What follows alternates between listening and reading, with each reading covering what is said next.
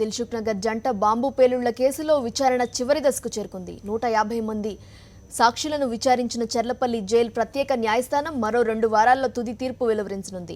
18 మంది ప్రాణాలను పొట్టన పెట్టుకున్న నరరూప రాక్షసులను కఠినంగా శిక్షించేలా ఎన్ఐఏ బలమైన సాక్ష్యాధారాలను సమర్పించింది. ప్రాసిక్యూషన్ను బలహీనపరిచేందుకు నిందితులు వేసిన ఎత్తులను చిత్తు చేసింది.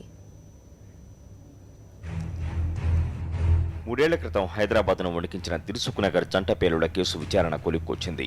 పేలుళ్లకు పాల్పడింది తామే అంటూ ప్రకటించిన ఇండియన్ ముజాహిదీన్కు చెందిన ఉగ్రవాదులకు శిక్ష పడనుందని ఎన్ఐఏ ధీమా వ్యక్తం చేసింది.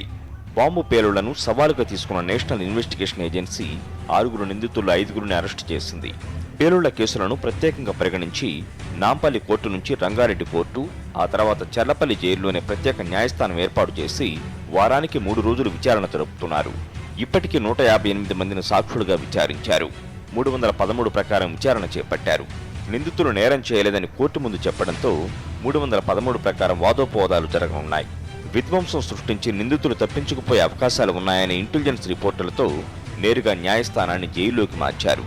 సాక్షులను విచారించే సమయంలో నిందితులు వారికి ఉన్న న్యాయశాస్త్రంపై పట్టును వారి న్యాయవాదులకు సూచిస్తూ క్రాస్ ఎగ్జామినేషన్లో పడ్డారు. కేసు నుంచి తప్పించుకునేందుకు 10ల సంఖ్యలో పుస్తకాలు చదివారు. న్యాయ నిపుణులతో విచారణను పక్కదారి పట్టించేందుకు ప్రయత్నించినట్లు సమాచారం. అయితే ఎన్ఐఏ సాక్షులు భయాందోళనకు గురికాకుండా భరోసా కల్పిస్తూ న్యాయమూర్తి ముందు విచారణకు హాజరయ్యేలా చూశారు. ఈ కేసులో ఓ ఛార్జ్షీట్తో పాటు మరో అదనపు ఛార్జ్షీట్ దాఖలు చేశారు. A1గా రియాజ్ బత్కల్, A2గా యాసిన్ బత్కల్, A3గా తహసిన్ అఖ్తర్, A4 వకాస్, A5గా మక్బూల్, A6 జార్జ్ ఉన్నారని దర్యాప్తు చేస్తున్న ఎన్ఐఏ పేర్కొంది. అయితే ఇందులో అఖ్తర్ అలియాస్ మోను దిల్సుఖ్ నగర్ బ్లాస్ట్లో బాంబును అమర్చినట్టు ఛార్జ్షీట్లో తెలిపారు. దిల్సుఖ్ నగర్ జంట పేలుళ్లకు సంబంధించి దర్యాప్తును పూర్తి చేసిన ఎన్ఐఏ ఛార్జ్షీట్ను దాఖలు చేసే ముందు 2, ఆ తర్వాత మరో 3 నిందితులను అరెస్టు చేసింది.